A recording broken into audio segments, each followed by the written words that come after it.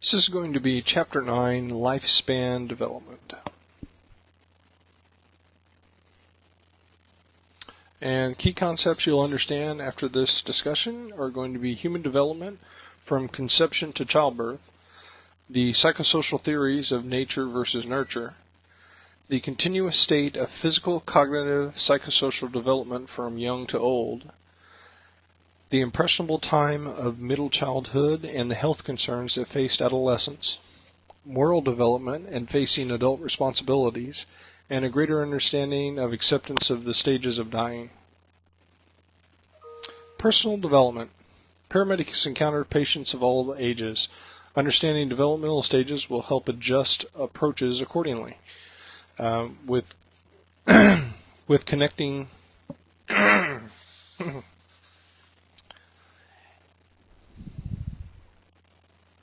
Personal development. Paramedics encounter patients of all ages. Understanding development stages will help adjust approaches accordingly. Aids, and this will aid you in their therapeutic connections. Development can be divided into three components: physical development, and that's bodily changes; cognitive development, which is reasoning, ability to think, and memory; and psychosocial development, which are emotions. Theories of personal development. Theories that explain human development over a lifespan take into account physical, mental, psychosocial aspects of a person, trying to provide a meaningful explanation of the changes that commonly occur. Psychosocial and psychosocial theory. And we're going to start this off with a psychosocial theory in the 1800s by Sigmund Freud. And Sigmund Freud attached importance to sexuality, linked psychosocial development to sex. Human psychic development was linked to physical growth. Freud's id consisted of a person's biological needs, such as water and food. Contained the will to live, the id did, drive to reproduce, and the concept of pleasure. The ego of Freud is a personal sense of self and physical well-being, interacting with the world. The ego tempers the id with reality. An example of this is, and this is one the book used, sex is pleasurable, but if it were pursued to the degree that you pretty much shut out all other social interaction, your ego would stop or prevent that from happening. The superego is societal values that run counter to the id. Works to suppress the id, forces the ego to consider moral behavior. Freud theorized that it was the ego that kept the conflict between the id and the superego to a minimum. Psychosocial theory continued here, and this is Erik Erikson, and he was a student of Freud. Dismissed the centrality of sexuality, so he kind of disagreed with Freud a little bit. It didn't all revolve around sex. Favored social influences, and this is nature versus nurture questions. People develop because of social pressures to conform and coexist. Stressed the role of the ego. Freud's stressed physical developments and supported the idea that nature controlled one's development. Erikson stressed the social influences and supported the ideal of nurture more than nature. Behaviorism and cognitive development theory. Behaviorism, and we pretty much know this guy. This is Pavlov and his dog. So Pavlov's experiments with the dog kind of set the stage on that. B.F. Skinner's operant conditioning believed human behavior is a function of an interaction, both positive and negative, with the social environment. Albert Bandura, social learning theory, expanded on behaviorism and suggested people learned in three ways: by direct instruction, direct experience, or observation. And cognitive theory development. This looked at how the mind was developed. Piaget suggested people develop in a building block fashion. One learned behavior building upon another.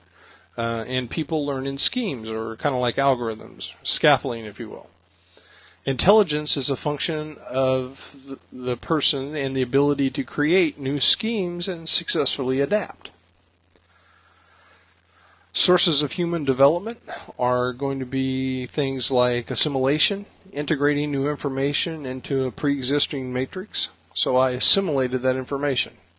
Accommodation, changing of the preconceptions to allow for new information. So completely blinking out to where you can take on this new information, essentially. Topics in human development. The debate has always been risen, genetics versus environment and society, and which one of these actually play a greater role. Conception to childbirth. Topics in this are going to be conception, genetics and human development, pregnancy, childbirth, and the newly born. Process. Millions of spermatozoa are deposited in the vaginal vault, and they begin a journey to the cervix and into the fallopian tubes. Spermatozoa reach the egg or ovum. One penetrates to fertilize and fertilizes the ovum, now called a zygote. The zygote starts to divide repeatedly and forms a hollow, fluid-filled ball, a blastocyst. Cells inside of the blastocyst will form the human. Cells on the outside will form a protective covering that eventually develops into the placenta. The zygote has been traveling down the fallopian tubes and into the uterus. At the end of the first week, the zygote implants into the uterine lining. Amnion, which makes amniotic fluid, and the chorion, which will make the placenta, start to form. The placenta provides the infant with nutrition through the umbilical cord, which connects the mother and child. Spontaneous abortions in about 30% of pregnancies, and the zygote fails to implant, and the pregnancy is spontaneously aborted. In the weeks following implantation, the zygote will now be called an embryo and is rapidly dividing and laying down the foundations for all major organ systems. This is the greatest risk for fetal malformations from tetragens, drugs, and alcoholic beverages. Genetics and human development. Every person is a result of a union of two sex gametes, a spermatozoa and an ovum. Each gamete has 23 chromosomes, creates the genotype, mitosis, subsequent division of the cells, and the phenotype, outward expression of the chromosome. Two X chromosomes result in a female.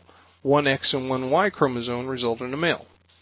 Each chromosome provides genes, and this determines physical characteristics. Dominant genes, one parent's genes control the child's characteristics. Examples of this: if you have a dominant brown eye gene, child is probably going to have brown eyes. Recessive genes do not control the characteristics. Some genetic diseases are linked to sex chromosomes as well. Pregnancy.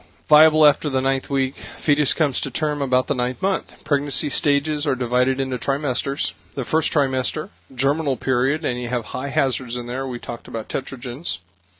The second trimester, rapid growth, and the signs of life. The final trimester. If the pregnancy were to be terminated prematurely, the infant would be viable in the last trimester. Factors contributing to infant mortality. Advanced maternal age, mom greater than 35, domestic violence, approximately 8% of pregnant women are battered, and poor health, including the lack of prenatal care and nutrition. We had talked about these here in the previous slide. This would be the placenta, uterine cavity, amniotic fluid, amniotic sac, fetus.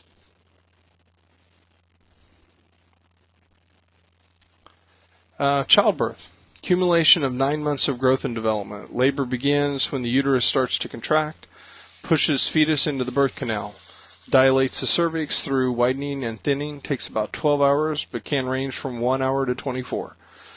Delivery of the infant begins with rapid passage down the birth canal, may take upwards of an hour. Final stage is the delivery of the placenta. The newly born. Dramatic physiological changes occur to adapt to extrauterine life or life outside of the uterus. Cardiopulmonary system switches from dependence to independence, and umbilical blood flow diminishes. Raising carbon monoxide levels stimulates the first breath. This increases interthoracic pressure and causes the cardiac pulmonary trunk to shunt to reserve blood flow and then close. And if you need more on this, this is going to be chapter 19 and 20 of the A&P review.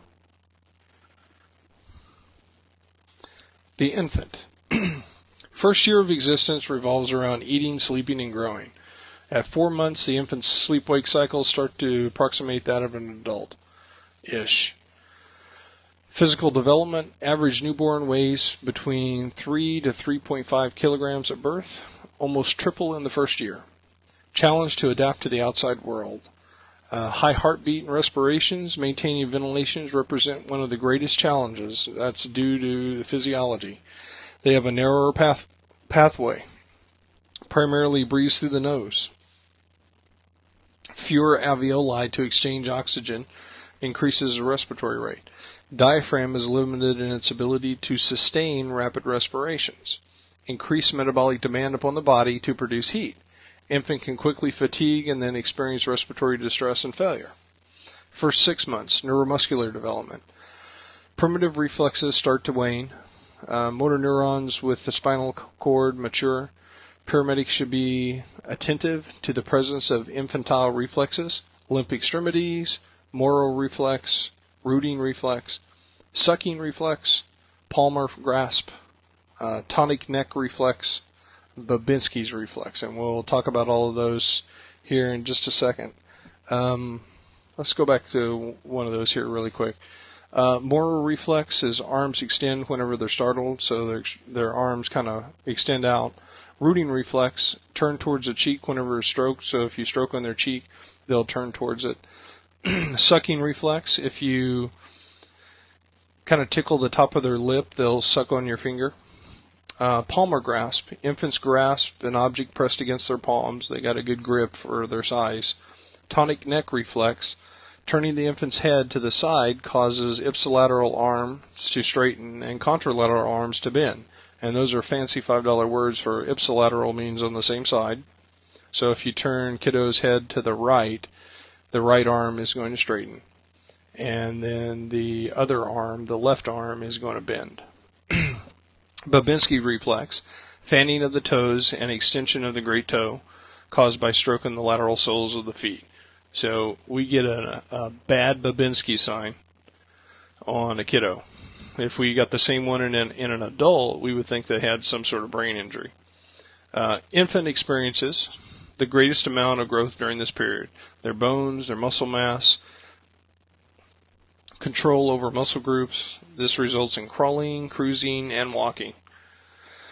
Developmental milestones represent a typical child's development, are used to gauge an individual child's development against a norm. So we really look at, the point of that is we really look at various developmental milestones to be sure that they've achieved these. Cognitive development. Sensory input is used to gain knowledge. Primitive reflexes are building blocks.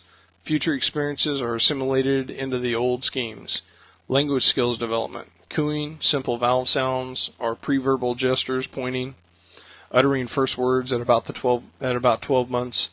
Speech develops rapidly. Infant's vocabulary expands to over 200 words.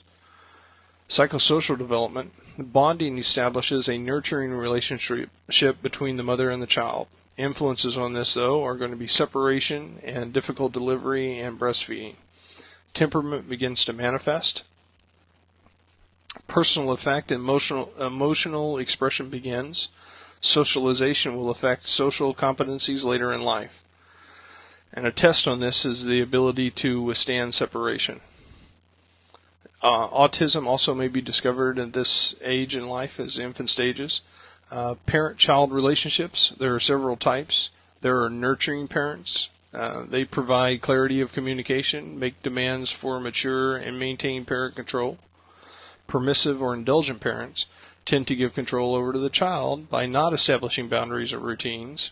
Authoritarian parents always need to be in control and tend to demand the highest level of maturity. And then uninvolved parents, little commitment to parenting. This is going to be Table 9.1, comparison of vital signs between a newborn and a 1-year-old infant. Start at the top here. 120 to 160 is the normal heart rate for a newborn.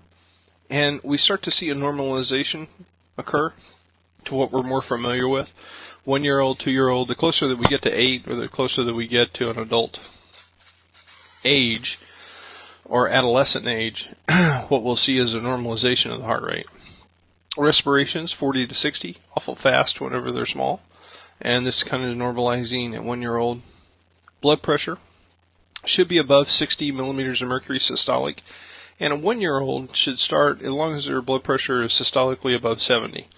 After that, when they're 2, 3, 4, 5, and so on, the formula is 70 plus 2 times their years in age.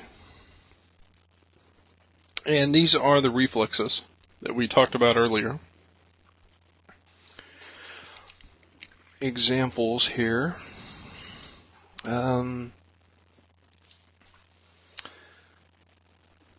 This is a Morrow reflex. Extends arms when startled. And a rooting reflex.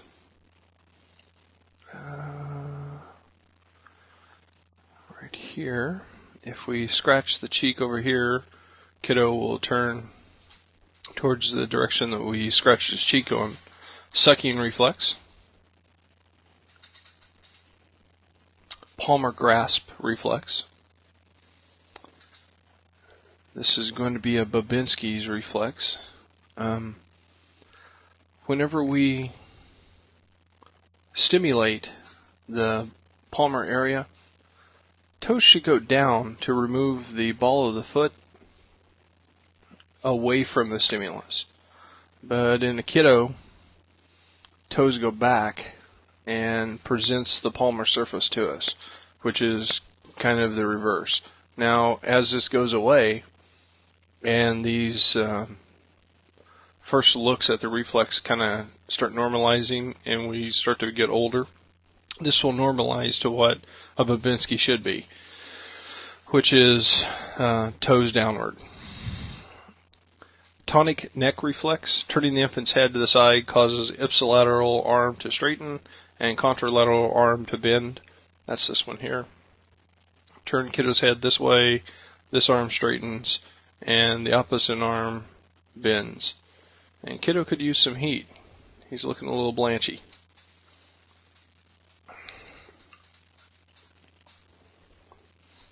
Preschool children, early childhood. Age of 2 to 5, toddler. Period of growth, 5 pounds and 3 inches of height a year. Spinal column lengthens. Internal organs ascend under the protection of the thoracic cage. The pulmonary system continues to grow. And the nervous system development is almost complete. Peripheral nervous system is myelinated, which allows for the development of fine motor skills. The brain has attained almost 90% of its adult mass. Physical development. Complex and motor activities are learned. Run, jump, hop, and throw. Toilet and dressing skills are also learned. By 6, a child can tie his shoes.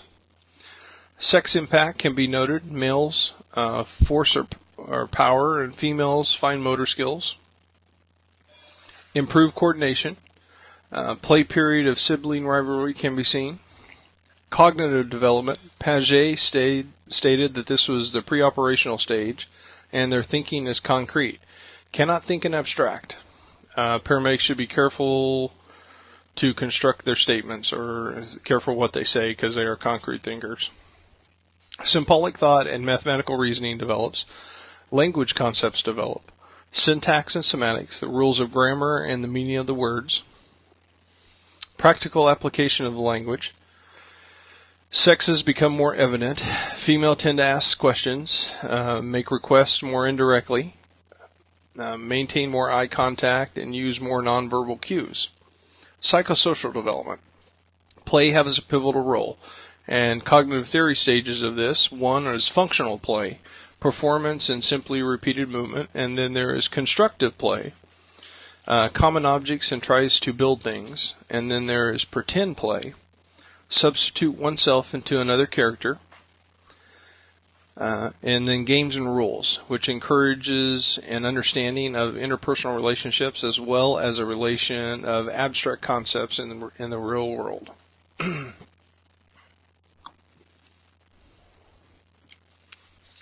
School-age children. Physical development continues, slowing of physical growth and lower mortality in this age group. Cognitive development, interactive with the environment, focuses on objects and events. Paget's concrete operational stage, comprehension of multifaceted problems and concrete operational concepts, spatial relationships and time all come into play in this age group. Gardner suggested we had multiple intelligence in this age group, which we can see varying language skills, musical skills, logical skills, hands-on or kinesthetic skills, personal and interpersonal skills, and the ability to form bonds and a social self. Psychosocial development, peers, school, and family are modified to the child's sense of self. Children often manifest their differences in achievement motivation. Learning-oriented achievement motivation, attaining competence in an area of study, and this would be intrinsic. Learning-orientated, self-motivated, so to speak. And then performance orientation, more interested in pleasing others, and this would be extrinsic. Peer relations. Paget stated that children in middle-aged school overcome egocentrism, or I am the center of my universe, start to relate to others more in terms of common interests and goals, and so on. Parents have lesser influence than they did whenever they were younger because they are not their peers. Friendships are formed with same-sex friends. Females, close and intimate friendship with one person, and then males, larger circles of acquaintances. Popular children form friendships easily. Confident, good-natured, and energetic, physical traits that support athleticism. Conformity to the group is stress. Peer pressure can cause children to make rash decisions. And we talk about divorce a little bit in this section. May result in problems of trust and intimacy, divided loyalties, inconsistent discipline, and long periods of tension and discord can come together to produce fear of intimacy. Can be problematic for the paramedic. Gender identity also comes out in this. Sense of being male or female. In some cases, psychological alignment or assignment of a gender may be in conflict with biological sex assignment. Child may attempt to maintain androgyny, having both male and female qualities for a time. The paramedic needs to remain non-judgmental in this period. This is figure 9.6, children learning balance and coordination by riding their bicycles, and figure 9.7. Children tend to gravitate to the same-sex friendships. Adolescent, which is a stormy transition from childhood to adulthood. Physical development, there's changes in physique, puberty, males get facial hair, enlargement of the penis, and first ejaculation. Females development of breasts and widening of the hips, and the first menarche. Adolescent health concerns, sex in the adolescent, which would be risk of sexually transmitted diseases like chlamydia, herpes, and HPV. A high rate of teen pregnancy can occur in this stage. Obesity, chaotic schedules, and the ease of availability in junk foods and peer pressure contribute to poor nutrition. Other extremes on this would be anorexia and bulimia. Teenage suicide, top 3 causes of teenage death. Frequently the result of high-stress event and or inadequate coping mechanisms. Paramedics should take all teenage depression and suicide attempts seriously. Cognitive development revolves around using logic to solve problems, seeing possibilities, and engineering new ideas. Paget said that this was the formal stage, application of logic to abstract ideas to solve problems. Psychosocial development. Adolescent returns to egocentrism, formulate idealisms with regard for practical reality, turn attention to morality and their own moral development. Kohlberg's stages of moral development are pre-conventional morality. Avoidance of pain is what this is. Morality of an act is defined by the positive or negative outcomes. Then we have simple conventional morality, being seen as a good person by friends and family. And then law and order morality conforms to rules for the sake of the rules. Post-conventional morality, concerned with abstract concepts such as justice and democratic principles. And then principle-based morality, Having developed a strong set of principles, these adolescents conform to their principles rather than face self-condemnation. Early adulthood. Period of striving and accomplishment. Marriage, childbirth, college, or work. Physical development. Most peak in their 20s. Obesity is more common. Unhealthy decisions may be made. Smoking, alcoholism, or smoking, alcohol, unprotected sex. And then in cognitive development, young adults tend to explore the world and seek out new experiences. Engendered questions about themselves and people with whom they associate and the world in general. They explore their world through interaction with others, engaging in dialectic thinking. Psychosocial development. Erickson's the choice between intimacy and isolation, and we're essentially on the social clock in this phase. Love and friendship. Most seek out monogamous relationships. Intimacy, passion, and commitment. Marriage. Hypothetically, marriages are an equal partner relationship in which shared concerns and responsibilities help form the bond. Conventional male head of household relationships are on the decline, and divorce occurs in about 50% of the first marriages. Most occur in early adulthood. Parenthood. Most young adults have less preparation for parenthood than they did for their livelihood. Results in strain which places a burden upon their relationships. Many mothers become single parents, depend upon extended families for support and assistance. Paramedics should understand that single mothers may have limited resources. EMS is one of the few social supports readily available. Middle adulthood. Period of maximal productivity, readjustment, realignment, physical decline, and changes in interpersonal focus. Physical development. Decreased strength and loss of muscle mass. Outward signs of aging, graying of the hair, loss of hair, weight gain, and wrinkled skin. Loss of sensory acuity and hearing loss. Climateratic. Age-related decrease in sex hormone production. Men is a gradual decline, and women go into menopause or have a cessation of menses. Cognitive development. Intellectual abilities show a decline at about age 68. Significant loss of intellectual capacity does not occur until age 80. Crystallized intelligence. Middle-aged adults begin to solidify their understandings. Ability to use long-term memory, experiences, and skills to resolve problems. Psychosocial development. Midlife crisis can occur, readjustment and realignment. Idea of legacy. Life had meaning. Aging parents. Children of aged parents, particularly daughters, are often expected to care for their parents. For some, the strain of caring for aged parents, especially if they lack financial means, results in frustration, anger, and in rare cases, elderly abuse. Late adulthood. Life expectancy. Traditionally, 65 years of age and older is this age group.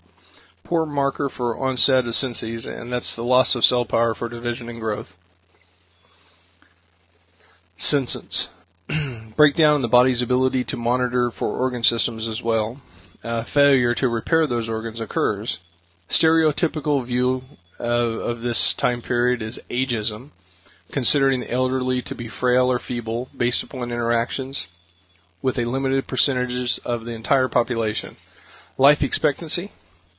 A person who reached the age of 65 in 2000 can expect to live another 18.9 years. A child born in the year 2000 could expect to be alive at least 86.9 years, and this is a result of improved sanitation, better health care, improved nutrition, reduced death rates in children and young adults. Physical development.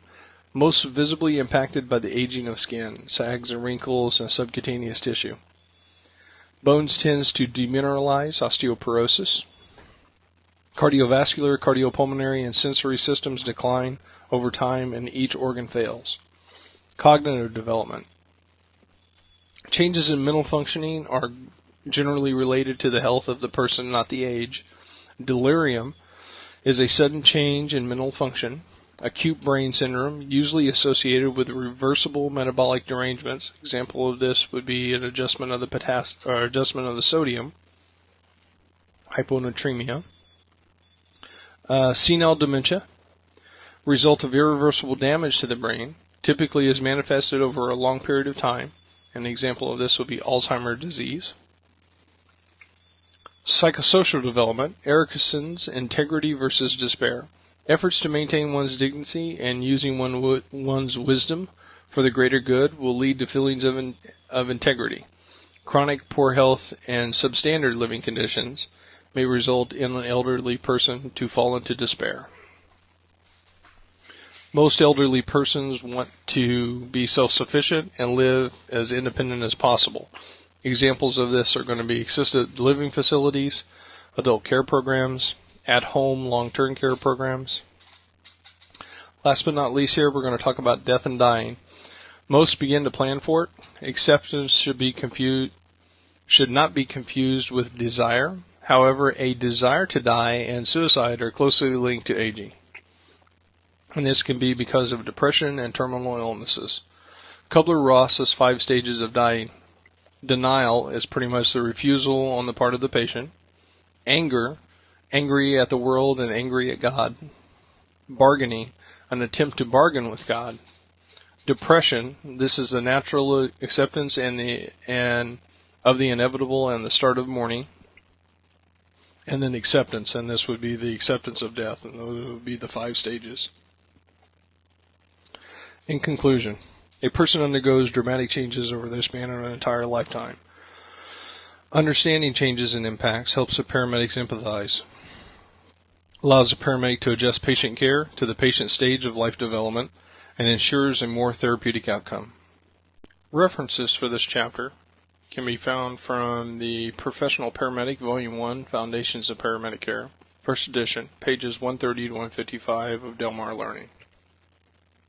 If you have any questions concerning this chapter, feel free to contact me. My name is Roy Smith, smith@imsa.net, or 405-219-7613. Thank you.